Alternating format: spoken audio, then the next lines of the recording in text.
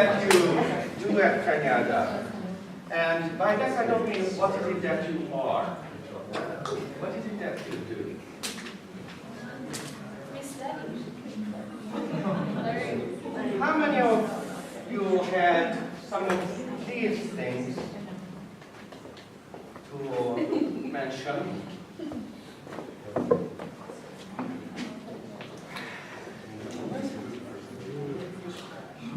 Because this is what I do at Canada. Notice, I didn't say I'm a professor of astronomy and physics. I am about to tell you what is it that I do and how I got here. Why is it that I love to teach, learn, joke a lot, eat, about the free over there on this, relax, have a lot of fun, exercise. Guess what? The astronomy building is still building 21. That's a lot of working up that hill for you. Socialize, definitely. I like to help. Protect if necessary. Nurture. Plan. Advise. Listen. Sing. All right. Anybody wants to tell the audience why you just laughed?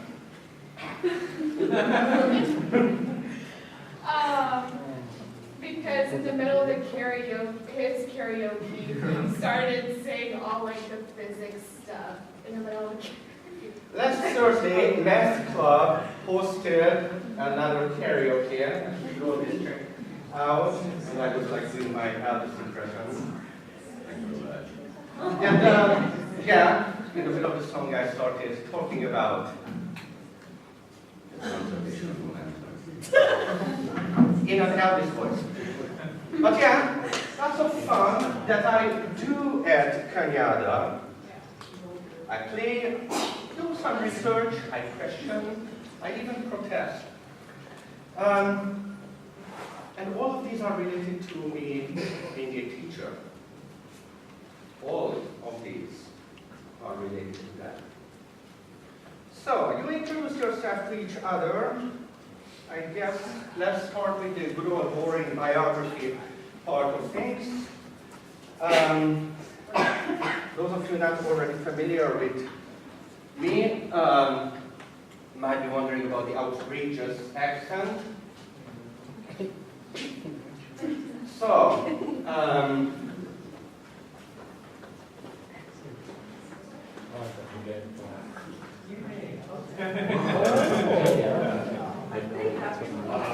That's a break point.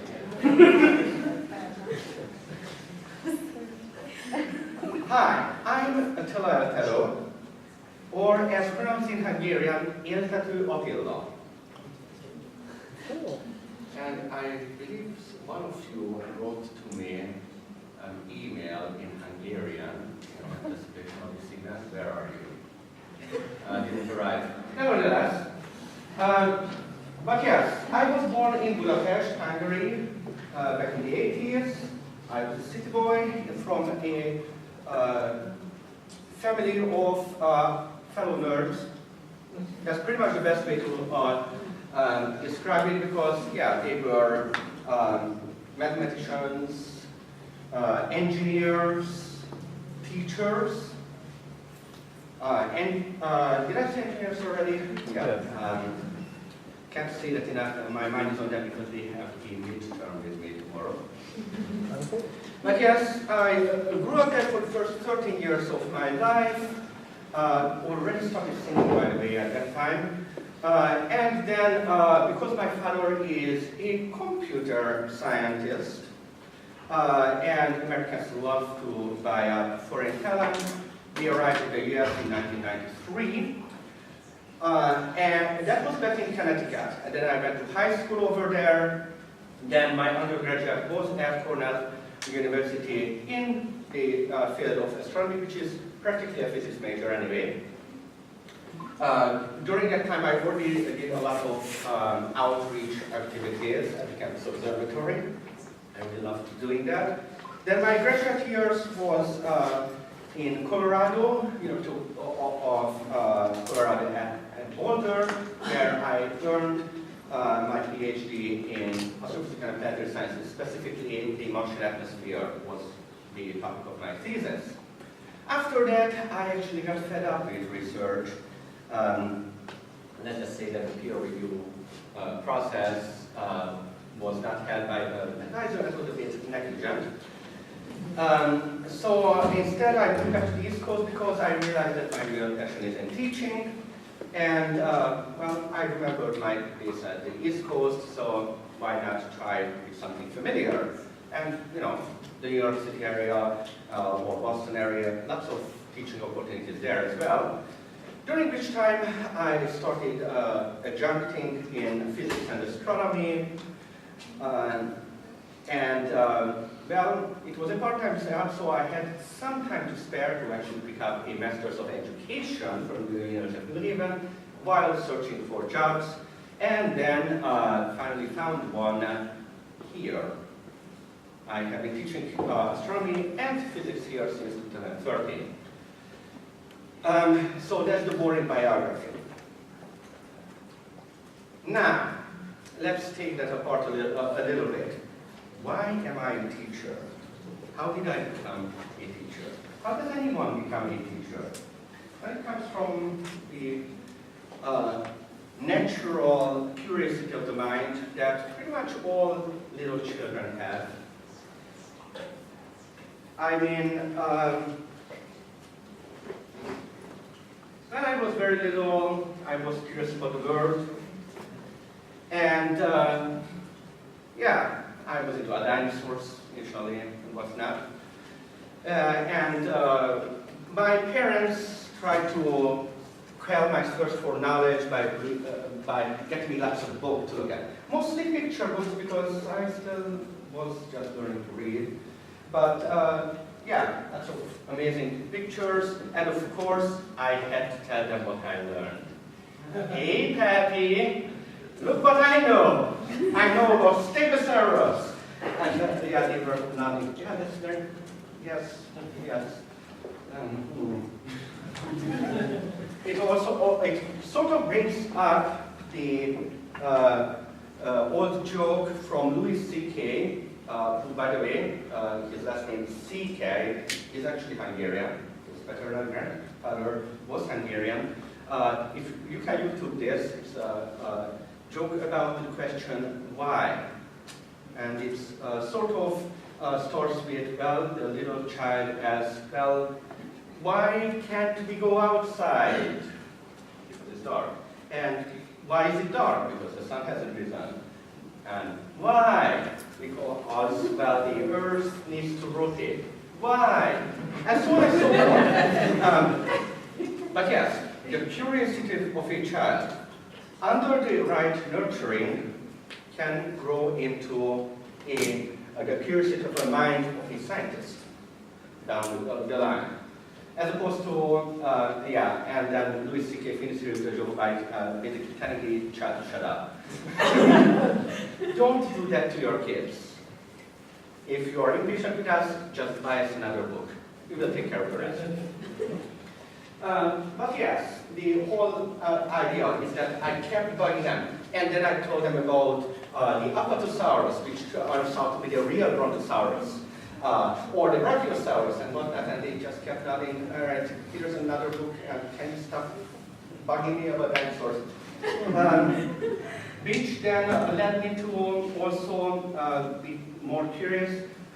This kind of nurturing helped me in getting getting through school because I loved school. Imagine loving to go to school. But I will get to that in a moment. But yes, the question of why does it do that? Always question the obvious that I people. Astronomy students, where are you? My astronomy students. On the very first day of class, when I said, good morning. Good morning. Good morning.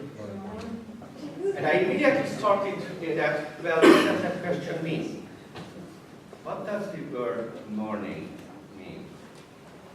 Questions. It's what really science is about. It's not as much about answers, because a lot of people sit through their science classes thinking that, well, these are the knowledgeable people, they know facts. And we do. But if you just sit with that kind of attitude in my science class, then this is what you will learn. The structure of the Earth. Where the outermost layer is known as the crust, made of silicate rock, which is held up by titans, which are floating in a vast lake of molten pistachio, which is heated by fire-breathing dragons. That's what you will learn, if that's your attitude towards learning science. And then immediately people start laughing. Why are you laughing? I just told you facts. But it's fake news. It's alternate fact. How do you know I'm lying? Dragons and molten pistachio. How do you know that's not what's going on at the center of the Earth? Because people, geologists have gone through rigorous scientific process in which they figured out. Presumably. Presumably. Once again, you're just relying on authority. How can you find it out for yourself? And that's where this kind of thinking, the scientific thinking, comes into play. Science is about the question, and then the process of finding out an answer for it, which then raises further questions. Remember, why that? But yeah, this is the example I do bring up with my astronomy students because it's an illustrative example. Factually speaking, we have never drilled more than 10 kilometers into the Earth's crust. We certainly haven't got to the mantle and core. And yet we can make claims about what's inside, what's unseen to us, based on scientific observations of earthquake propagation, magnetism, blah, blah, blah, blah. All of that. But only if you ask the questions. So that is just what I teach, but once again, let's get back to how did I get there. So I started with questioning the world, being curious, and then annoying the hell out of my family. But then, as I said, I went to school, where I'm sad to say a lot of students are turned off by science, usually by teachers who themselves fear it. I was fortunate enough to have a large number of inspirations.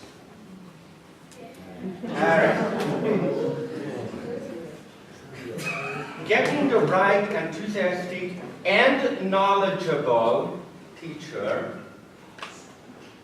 who also cares about you and your learning, that is at the core of being a science teacher. One is getting the right inspiration on, well, who was your predecessor? And I'm not saying Miss Frizzle was my predecessor. I didn't learn about her until they arrived in America. Already back in Hungary, I had the right inspiring teachers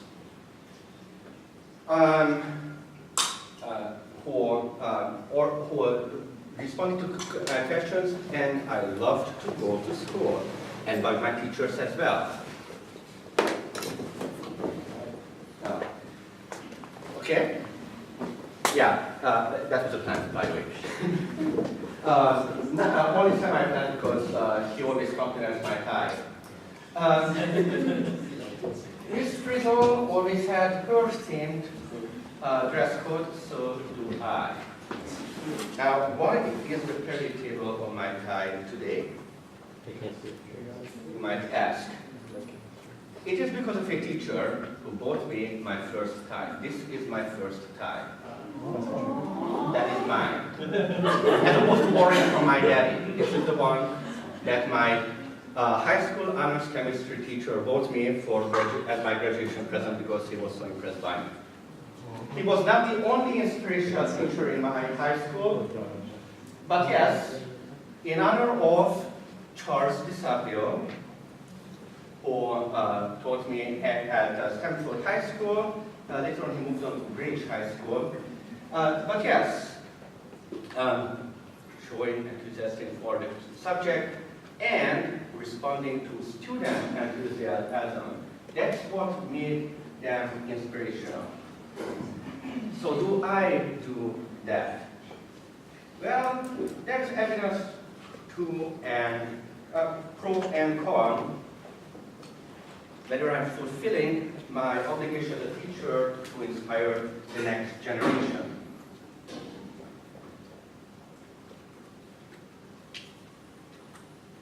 During some of the semesters of physics, not all of them, or in some semesters of astronomy, I ask people to draw a scientist, or in terms of physics, draw a physicist. But the stereotypical drawing of a physicist looks like what? Huh? Albert Einstein. Albert Einstein, yeah. That white guy with crazy hair, crazy ideas. What else that you do usually draw? Lab coat, goggles. Yeah, the lab coat, which we totally don't misrepresent in the STEM Center right now. What else? Maybe glasses and an Eastern European accent. Yeah, that's the stereotype. It's not a complete misrepresentation. There are many scientists like that. But it's not what makes a scientist. Then there was the next level of students who drew me at various levels of artistic accuracy. Then there were these students who answered it correctly. Basically, they drew maybe a brain with like questions coming out of it. Because that's really what a scientist is. But this one fulfills the purpose of the question. A couple of my students recognized why I asked that question. Do they see themselves as a scientist? This was a couple of semesters ago, and I still show this, about a student of mine who drew herself, talked about her family and how she wants to inspire her daughter as well. So apparently I do get across to some people thinking about themselves. Now, mind you, as a standard disclaimer, for every one of these, yeah, I get probably 4 or 5 people who I might have offended. And I apologize for that.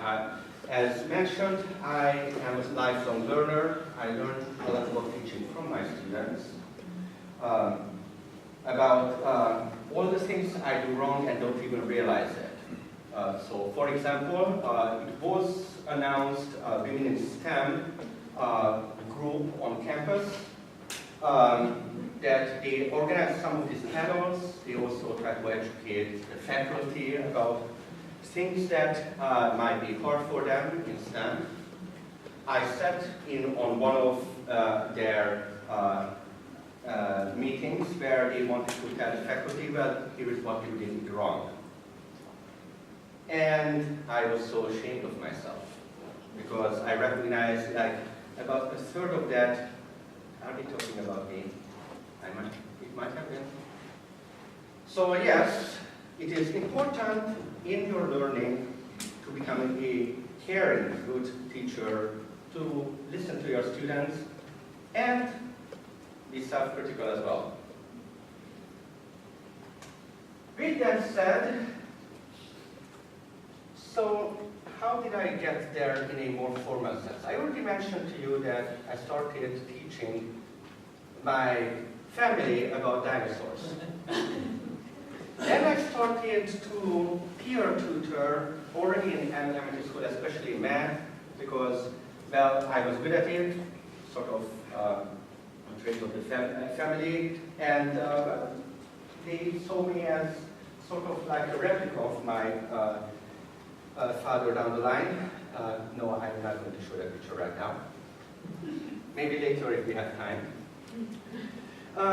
But yes, so peer tutoring and whatnot, and as mentioned already at Cornell, I started in outreach. So a lot of different aspects go into teaching.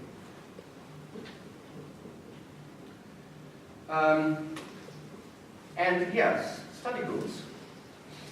One of the things I demonstrated at the beginning of this talk is getting comfortable with your peers, learning with each other, your study groups. And that is teaching while learning and learning while teaching. So that is that's the next step in your life as a teacher.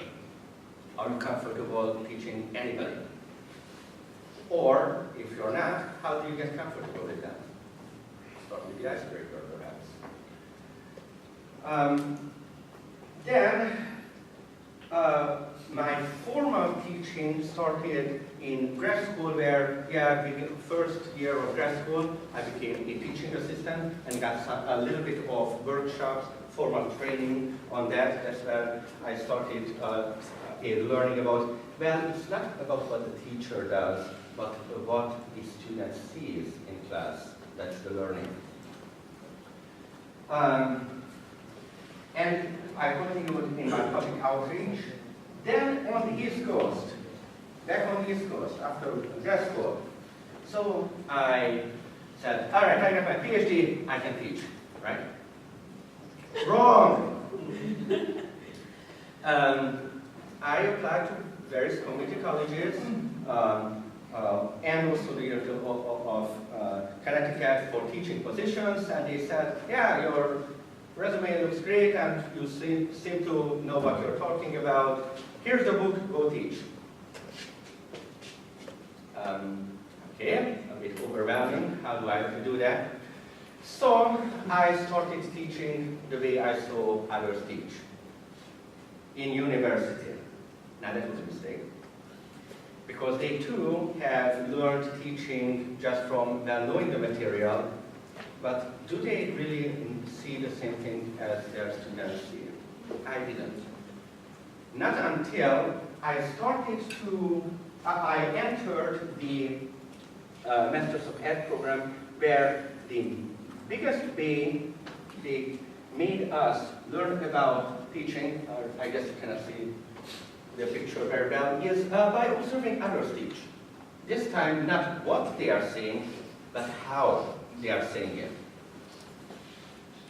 What you are seeing over here is an example of what I see. This is the drawing of a room in building 17 with desks, labels for students, and some comments about them, including is the teacher saying, how do the students respond? How do the students interact with each other? So that is one important step in learning how to teach, you need to observe everything. It's a bit difficult. For example, what I'm observing right now is a group of silent students. Some of them, hopefully you are taking notes with that, that's why you are doing that. All right. So yes, what are the students doing? What are the students doing? Or what is it? You can start with just observing what the professor is doing, but then extend it to what are the students doing. And this is how I also teach about teaching. I don't just want to create the next generation of scientists. I do want to create the next generation of science teachers. So let's see if I had, how did they learn from me? All right, Alex, you're up. So, my tutors, my epics, For those of you not familiar with the term EPIC, Embedded Peer Instruction Course, and specifically at Physics Jam. Stand up, and let's see, and very appreciate. Stand up. Representative. Yeah. All right, tell us about your teaching. Oh yes, teaching experience. As well. I thought it was the physics jam people. Well, anything? All right, sit down. We will go around and tell me about your experience teaching physics jam, epic or whatnot. Just in a few sentences. Stand up, I want to see you. Hello everyone, my name is Christopher. I was epic leader for Professor Elteto once, and physics jam tutor, like 3 times, maybe more. So, this is really unexpected. But I have learned so much from Professor Elteto, especially by learning how I learned. So that's really what inspired me to tutor. Struggling through problems and really getting stuck is what inspired me to help others. Because I know that when I got stuck and there was nobody around, I felt like I couldn't do anything. So that's why I put myself in the shoes of a tutor to support students and hopefully help them find the right way to solve a problem, and hopefully inspire them to tutor as well.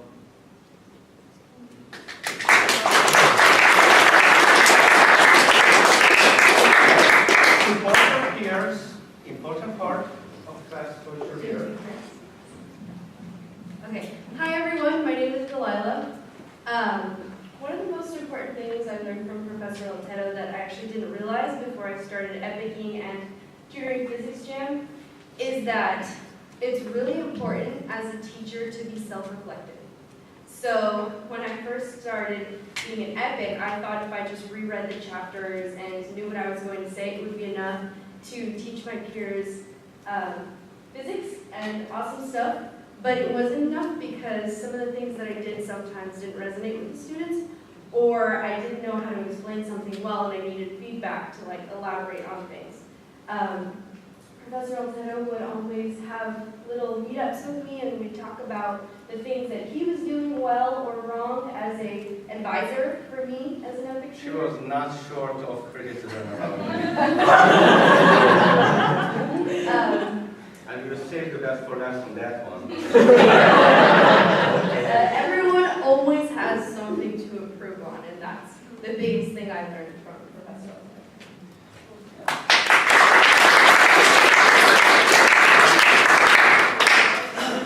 Hi, Isabel. Hi y'all, I'm Jalen. My experience was a very tiered system. I had to really be broken out of my shell because I was kind of the quiet one in my class, so I had a lot of inspiration. Everyone up here, everyone that's speaking, including Dr. Elteto, really, I think, inspired me to kind of break out of my shell and kind of contribute my own knowledge to everyone else as they contribute to my own. So I started out in the jam sessions, and then I started doing one-on-one tutoring, and finally now I'm actually Dr. Elteto's epic. I think a lot of the inspiration I have for how I should structure my sessions is basically what I was confused about and how I broke out of that. So I try to teach people the way that helps me understand it, and hopefully getting all these different perspectives helps them get to where they need to be. So.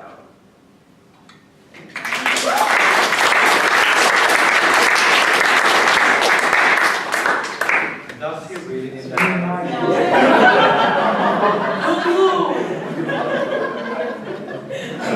And yes, that is our relationship. I constantly make fun of him. That's okay, because I do it too. Hi everyone, I'm Alan. I was an epic for Professor Elteto's physics class for a year. And I also didn't know I had to have anything prepared to say. So I started the job basically as something selfish. Like you can improve your own knowledge so much by teaching. It's one thing to be able to do it, as sort of Delilah was getting at, but understanding something in a way that you can teach it to somebody is a different level. So you can approach teaching as a purely selfish thing, but when you remember still what it's like to struggle with the material and to not understand it, to just feel lost,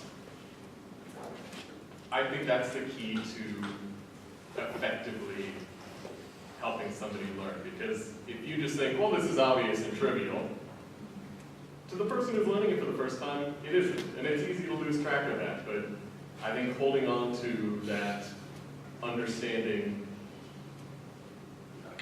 that it's not necessarily something that's natural for everybody is key to the process of teaching people. When you get to see something finally click for somebody, like I was explaining things about like projectile motion and offered an example to someone of I had like a bullet that I'm holding in my hand and another one that I shoot straight out of a gun. Not that man.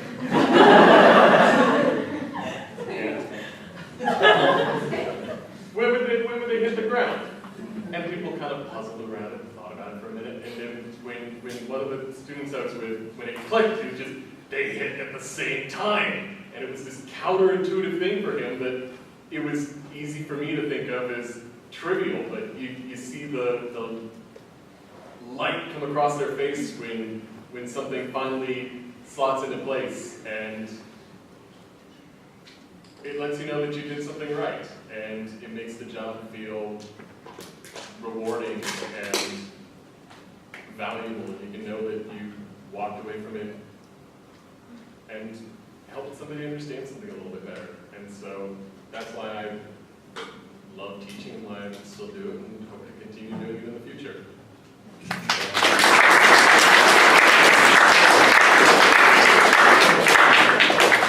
Thank you all. That was lovely. And another round of applause for all tutors on campus.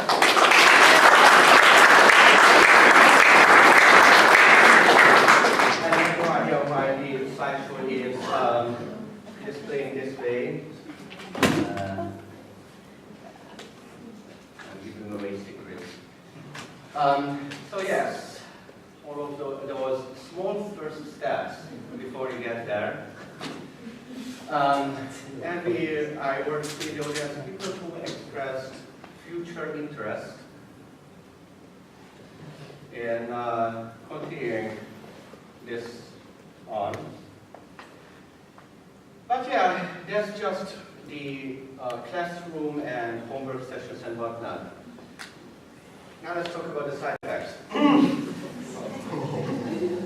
One of the angriest I get at the TV is when there is that TV pundit that says, well, teaching is a part-time job because, well, you clock out at 2 p.m. and then you have all the summer off. Really? All these other things that we do as teachers, or at least full-time teachers, although a lot of these apply to part-timers as well. Grading. Yeah. Do I need to say more? Yes. Yeah, you guys still have the fun over here because you didn't have yet to go through that. Especially just this Monday. Yeah, first, the second astronomy midterm with very creative answers that, from a scientific perspective, looks like something from Cards Against Humanity. Yes, they are that obnoxious to my eyes. Just like numbers without units.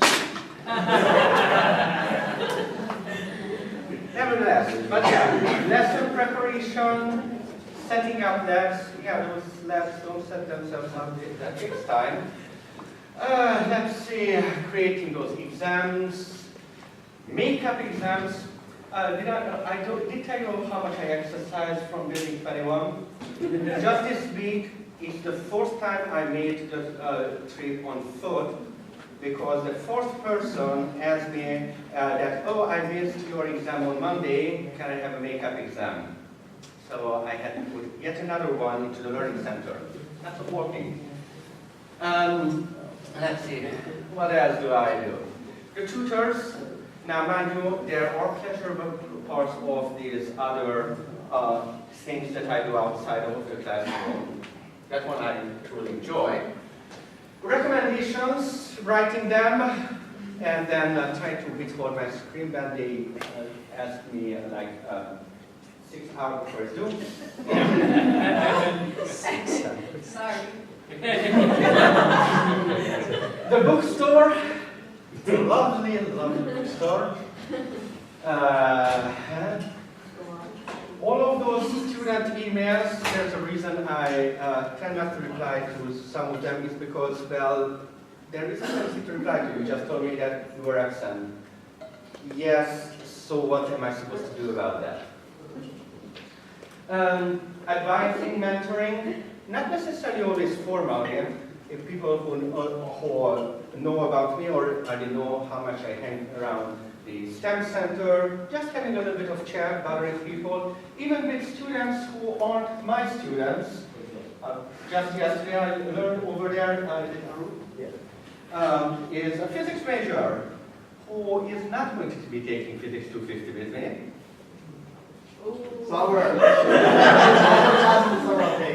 But yes, just immediately I started asking, well, where are you headed? And well, we just had a lovely conversation. Club advising. We will make an announcement about that in a moment. But yeah, that's case. Including clubs I am not an advisor for, like math clubs, that karaoke thing. Guess what? It was not Professor Tom's idea. And the list continues. Yeah, classroom supplies, dealing with IT, dealing with scheduling issues, curriculum planning, program review. I think you get the idea over here. Although this last one, yeah, lots of construction noise, especially, you know, last semester my entire physics midterms were like beep, beep, beep, beep. On the other hand, the latest construction thing is something that makes me happy. Your shack.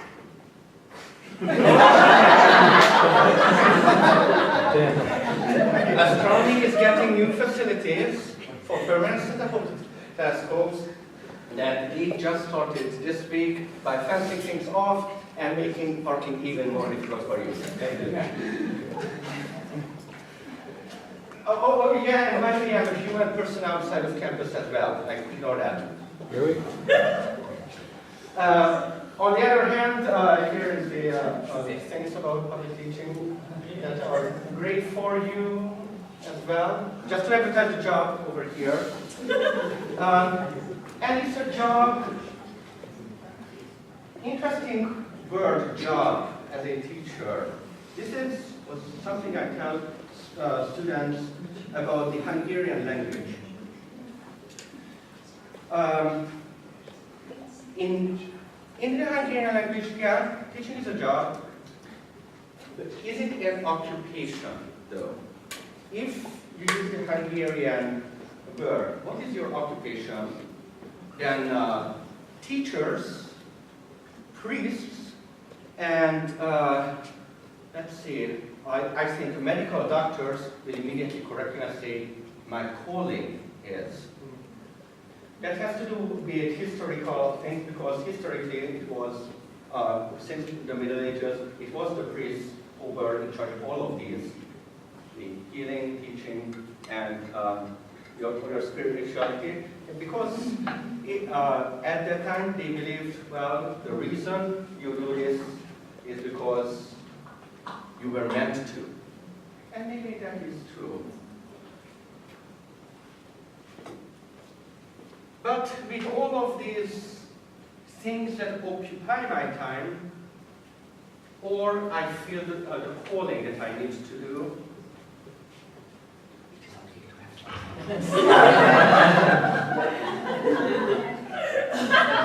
Astronomy Club, want to make the announcement? Who is part of the Astronomy Club? The Emperor is here. Emperor. What am I announcing?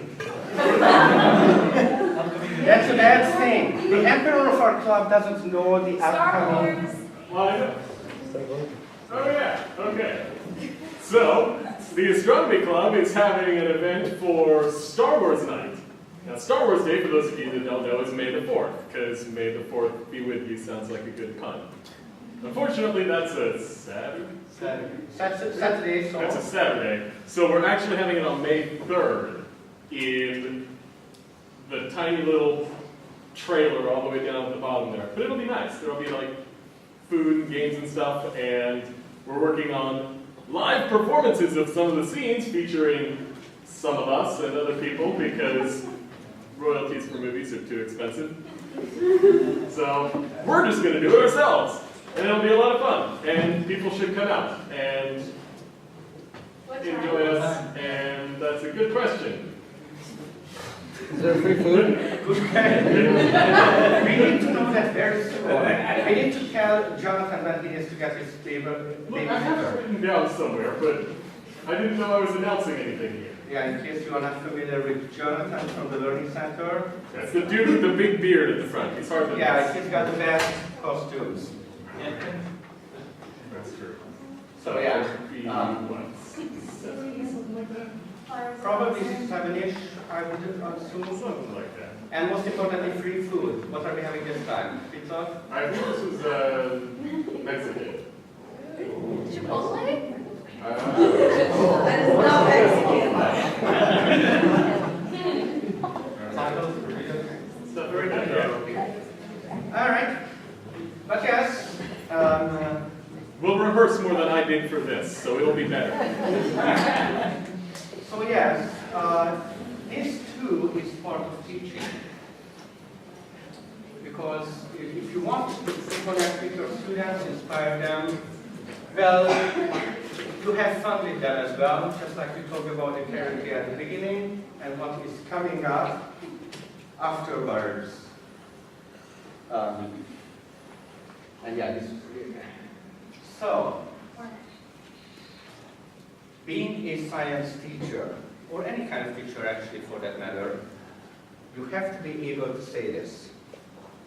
As much as teaching is incredibly exhausting, or the grading, or the equipment and whatnot, and students, and not just students, but fellow faculty driving you insane, would I be doing anything else? Don't laugh at that. And the answer is no. Each day, even with all the frustrations and occasional panic attacks, I am able to say this still. And as mentioned, I hope to inspire others to be able to say that. Thank you.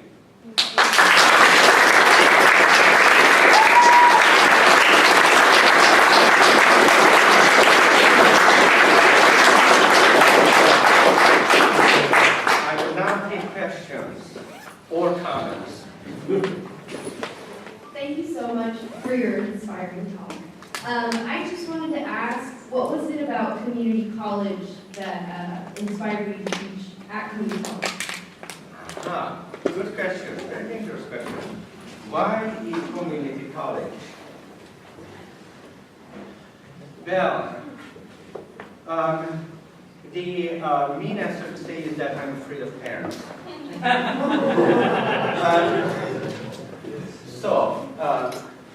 Basically I was really inspired to teach the basics as mentioned. Try to get them when I can still mold their mind to the scientific thinking, but so that would have made me more of a high school teacher. I mean, not elementary school. In elementary school, the physics might be a little bit.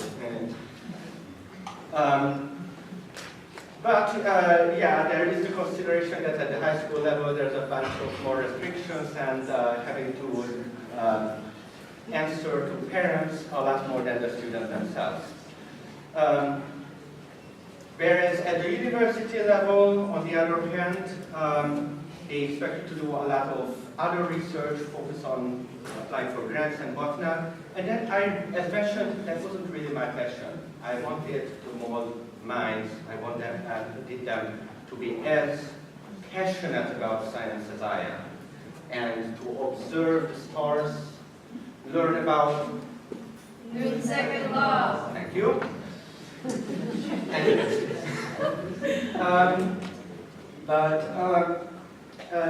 And also in my initial experience as an adjunct at the lower college level, I did start to connect with students who themselves inspired me to continue on that track. With all of their stories and my self-reflection about, yeah, not everybody is an upper or middle class white male. About, yeah, how can I bring everyone into the joy of learning? Sometimes I succeed at that better than others. Remember how I started. Pepe, let me tell you about dinosaurs. And community college gave me that audience. Not about dinosaurs right now, it's more about Newton's laws and stars and planets. But still, as you might have noticed, I like to talk. So I guess that's how my perfect match was a community college like this. Lots of students from very different backgrounds. Next. Who is your favorite Star Wars character? Darth Vader. Who else? And Chewbacca.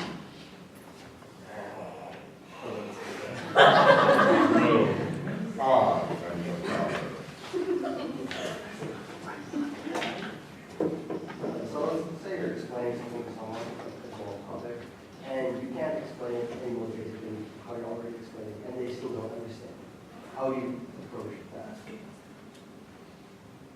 Do you have a specific example of that? Not right now. All right. So the question was that if you can get across something very basic to somebody who gets stuck, what do you do? First of all, you would try to lead it with related things. Real life applications here help a lot. But this is exactly where I strategically nurture my tutors. Peer students who see things differently than I do, who can explain things differently.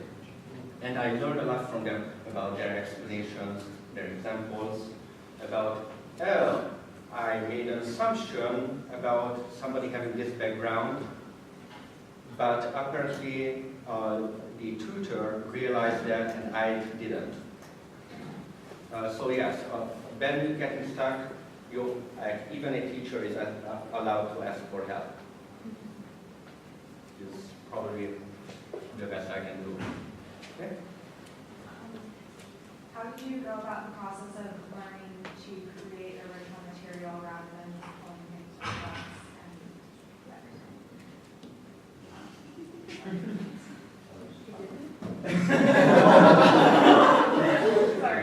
I made an assumption about my material being original. Sorry, there's a lot of mistakes. I'm sorry. The particular way I put it together might be original, but most of the material was also just passed down to me by previous generations, and books and whatnot, stealing from geography especially. Great. And even teaching techniques, or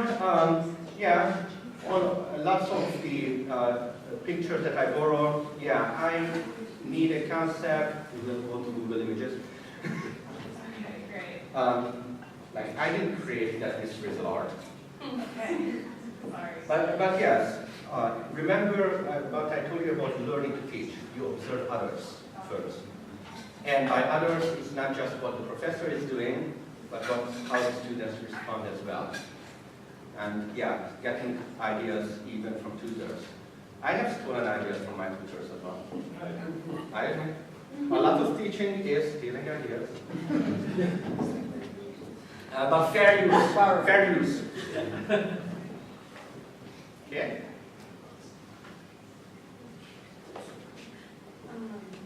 So we're all living in the Bay Area. We know it's expensive.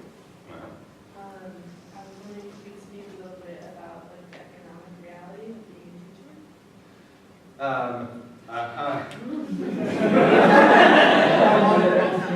Well, my salary is no secret. You can find my salary about that because it is in the public domain. I am comfortably off, mind you. But to get to this point, obviously I went through my years of having my bad. And still I complain about rent prices.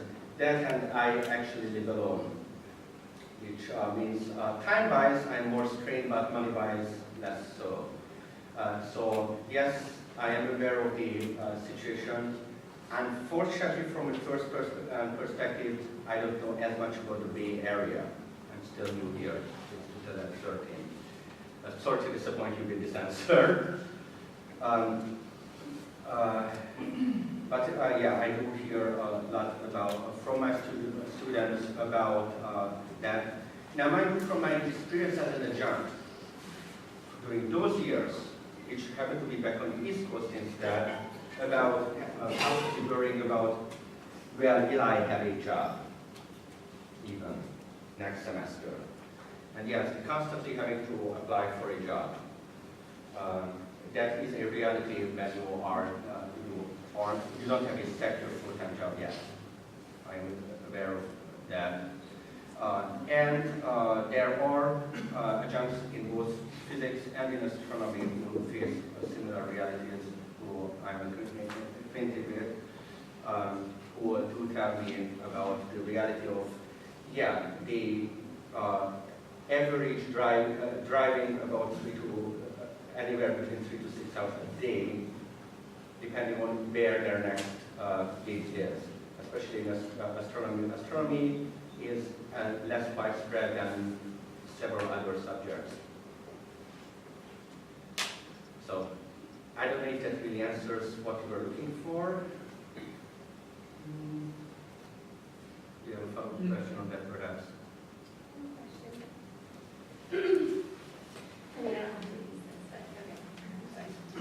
Since you spoke about questions, the science is a lot about asking questions and finding answers and asking more questions. My question to you, was there a question that a student asked you that challenged you, that stuck out to you through your series of teaching? So other than that one? That one?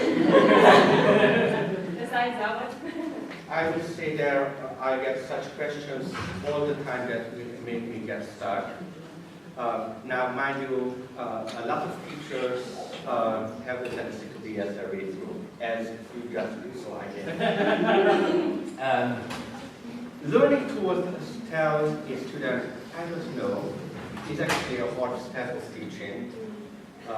Yeah, it's not it because some of my ethics have experienced that on, well, you get the feeling that you want to talk about this feeling of, I really think I should know, or you want to talk about that gut-wrenching feeling. It is on. Yes. Okay. There's a lot of pressure as a tutor and as an epic, like as a lot of you know.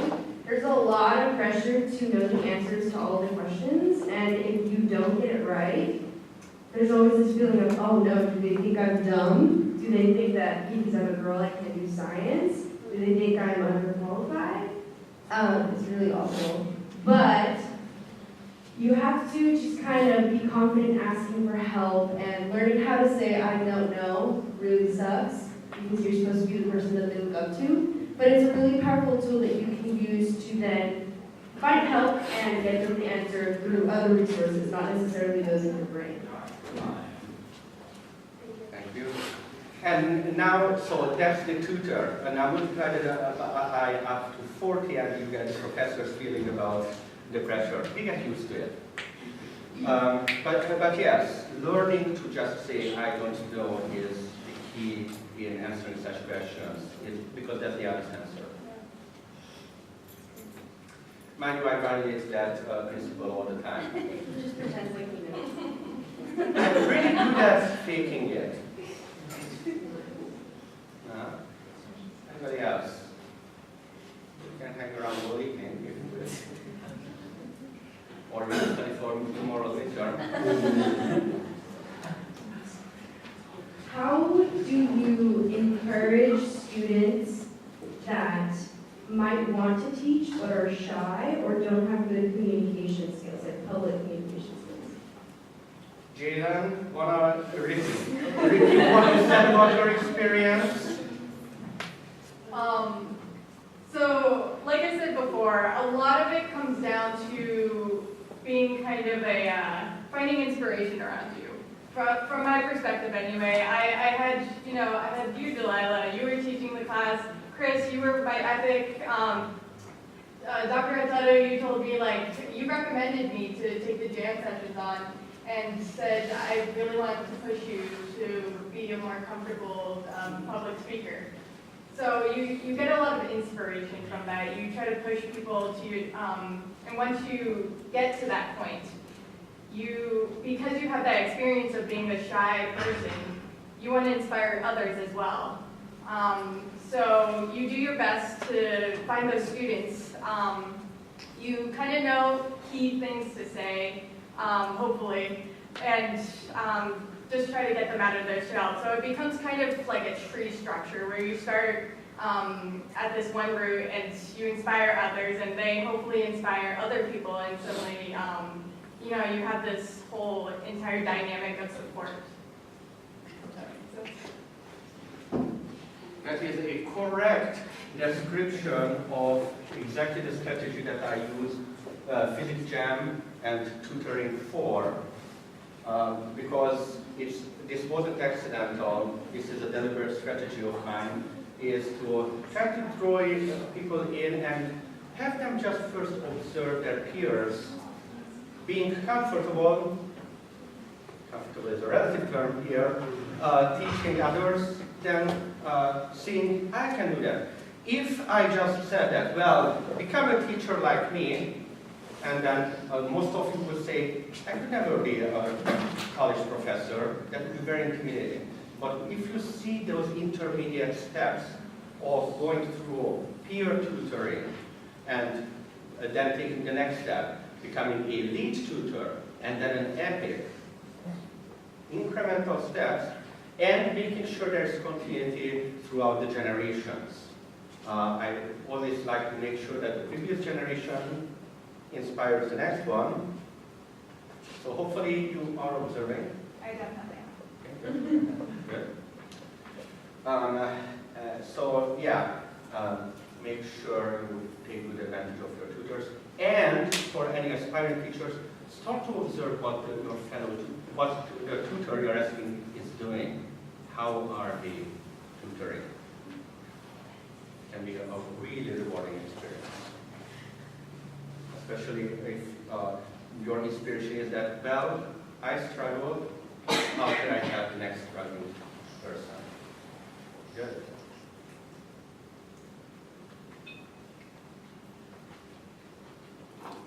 All right.